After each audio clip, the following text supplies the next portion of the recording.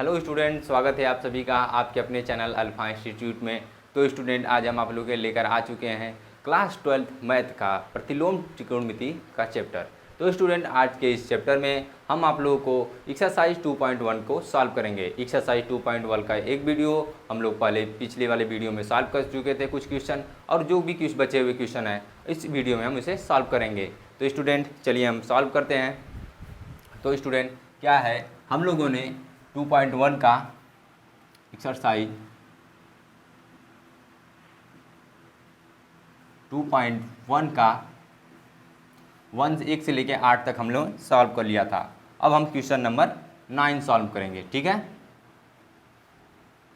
अब हम question number 9 solve करेंगे। क्वेश्चन नंबर 9 क्या है, cos इनवर्स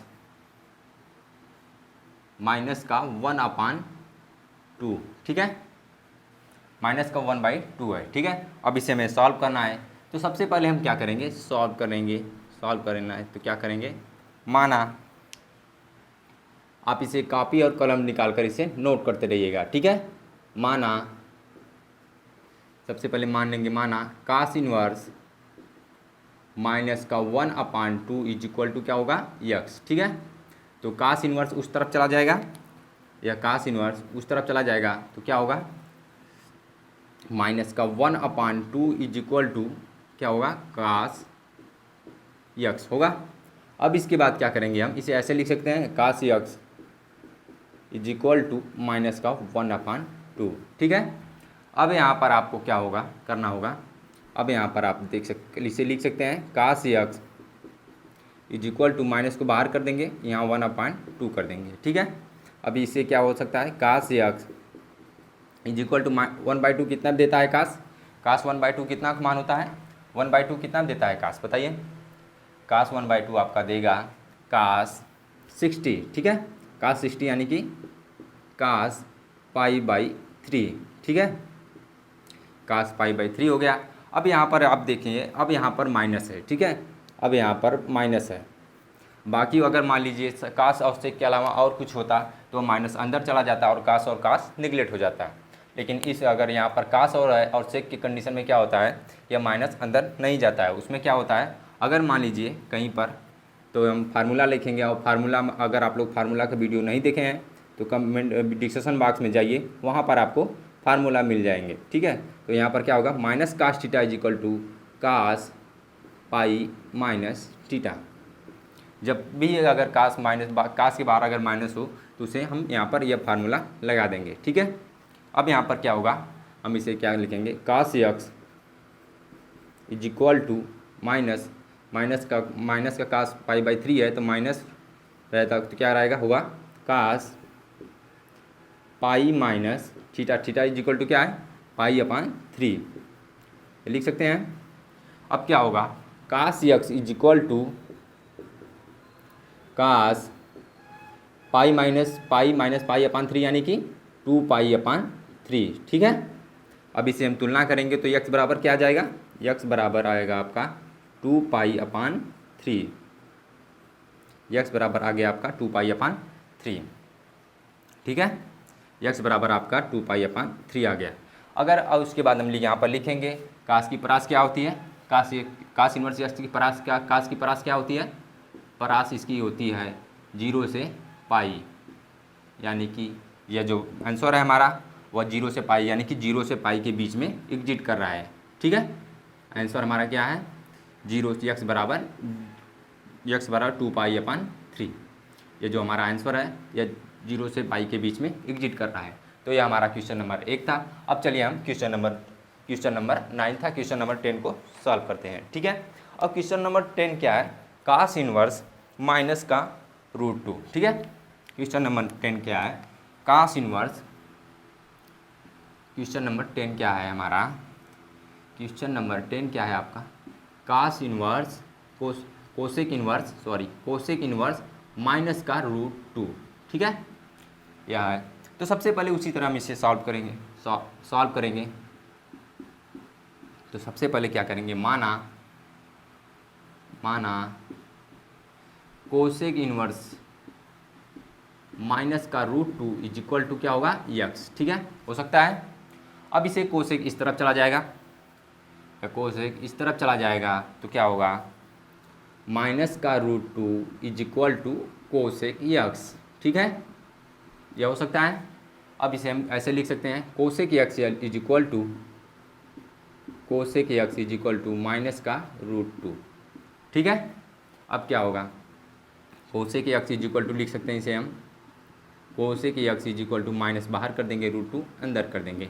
अब √2 कितना, कोसेक के किस वैल्यू पर √2 मान होता है, बताइए कमेंट बॉक्स में कमेंट करिएगा। √2 कितना होता है, कोसेक कितना पे √2 देता है, यानी कि कोसेक 45 अंश का मान √2 होता है। ठीक है, cosec x is equal to यहाँ पर लिख देंगे, cosec x is equal to minus cosec 45 यानी कि π/4। ठीक है, हो सकता है।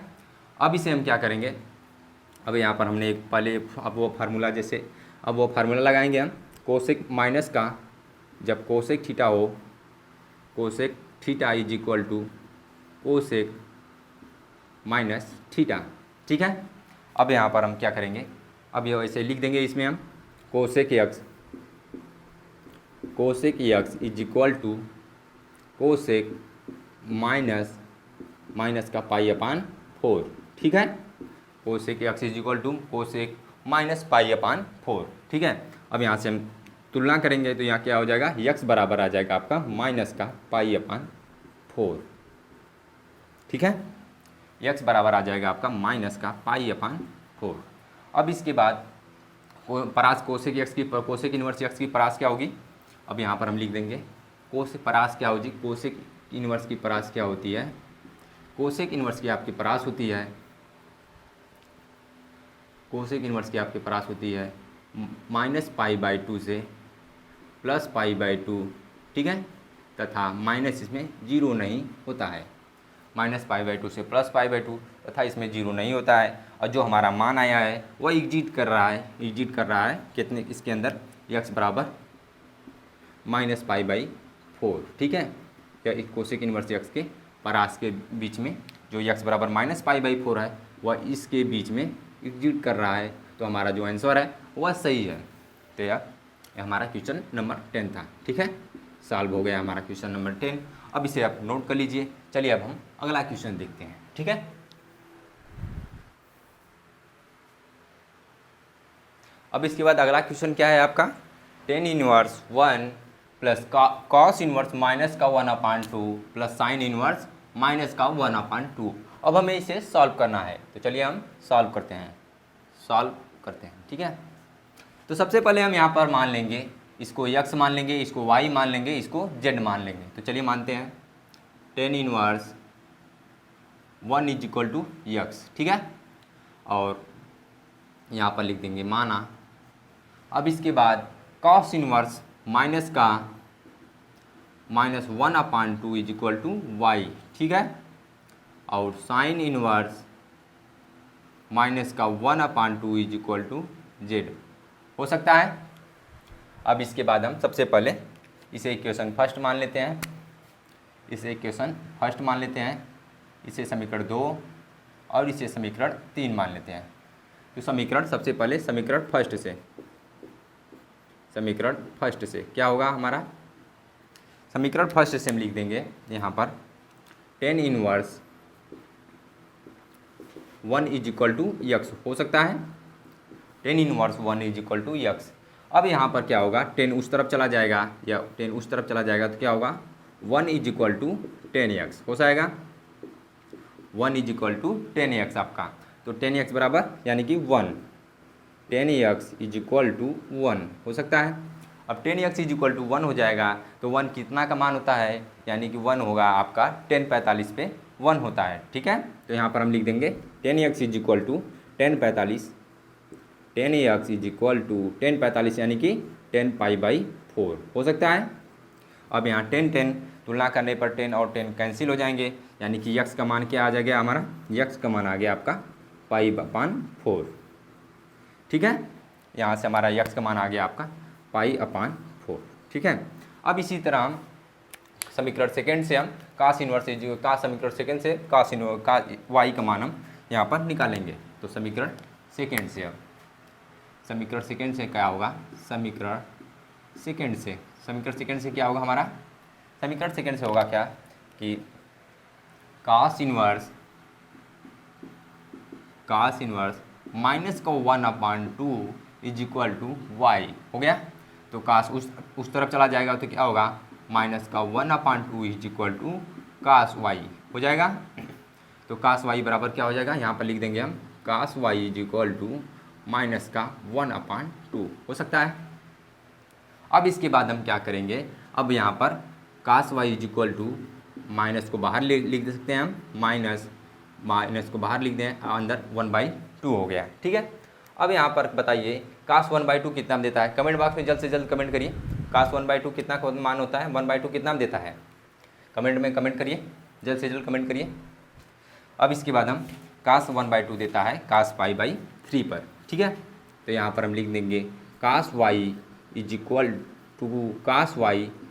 टू माइनस कास 60 पर देता है, यानी कि कास π/3, ठीक है। और इसके पहले वाले क्वेश्चन में हमने पढ़ा था कि जब भी कास माइनस का कास थीटा आए तो क्या करना है हमें, माइनस का कास थीटा आए तो यहाँ पर लिख सकते हैं हम cos minus cos theta is equal to cos π-θ, ठीक है। यहाँ पर थीटा इज इक्वल टू क्या है, π/3, यानी कि cos y is equal to minus का कास π-π/3, ठीक है।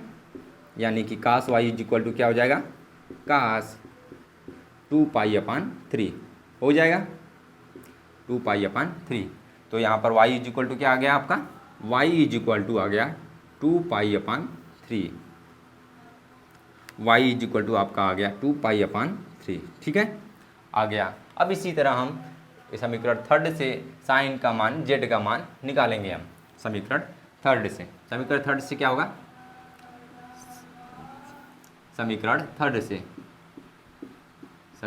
थर्ड से हमारा होगा क्या, समीकरण थर्ड से मान लेंगे क्या, माना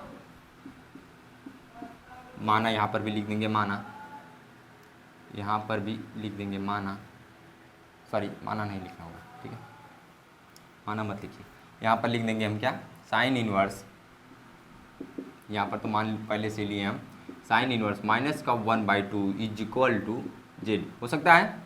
अब इस तरह इसी में क्या होगा, साइन इनवर्स उस तरफ चला जाएगा तो क्या होगा, यहाँ पर माइनस का 1/2 is equal to sine z, ठीक है। अब साइन जेड को इस तरफ लिख देंगे हम, sine z is equal to minus का 1/2 साइन जेड, यानी कि क्या होगा, sine z equal to minus बाहर कर देंगे, 1/2 अंदर हो जाएगा। अब इसके बाद क्या होगा, साइन 1/2 कितना देता है, साइन 30, यानी कि साइन 30 का मान कितना होता है, 1/2। तो यहाँ पर लिख देंगे हम sine z is equal to minus sine 30, यानी कि साइन π/6 लिख सकते हैं हम। और यहाँ पर हमने यह फार्मूला पिछले वीडियो में फार्मूला पढ़ा है क्या, कि माइनस का जब साइन थीटा होता है तो इसे हम लिख सकते हैं साइन, या थीटा अंदर चला जाता है, ठीक है, minus sine theta is equal to sine minus theta. अब यहाँ पर क्या हो जाएगा, sine z is equal to sine minus का π/6 हो जाएगा। अब यहाँ से दोनों तरफ तुलना करेंगे तो साइन साइन कैंसिल हो जाएगा, यानी कि जेड का मान हमारा क्या आ गया, माइनस का π/6, ठीक है, जेड का मान हमारा आ गया माइनस का π/6, ठीक है। यहाँ पर हमारा यक्स और वाई और जेड का मान आ गया। अब यक्स और वाई और जेड का मान हम रख देंगे, हम इसे समीकरण थर्ड मान लेते हैं, ठीक है। जो ये क्वेश्चन हमारा है इसे हम समीकरण थर्ड मान लेते हैं, ठीक है। समीकरण 4, यक्स और वाई और जेड का मान हम, अब यक्स वाई जेड का मान हम, यक्स वाई और जेड का मान समीकरण 4 में रखने पर, ठीक है, रखने पर तो क्या होगा हमारा, यह हो जाएगा हमारा यक्स का मान क्या है, π/4 प्लस 2π/3